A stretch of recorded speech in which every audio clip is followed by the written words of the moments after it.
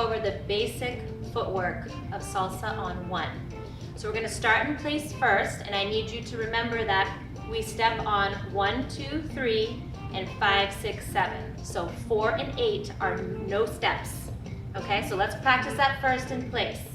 Ready? You're gonna step 1, 2, 3, hold 4, 5, 6, 7, hold 8.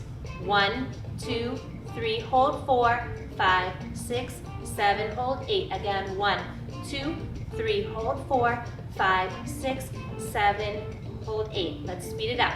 Ready? Here we go. 5, 6, 7, 8. 1, 2, 3, 5, 6, 7. 1, 2, 3, 5, 6, 7. 1, 2, 3, 5, 6, 7.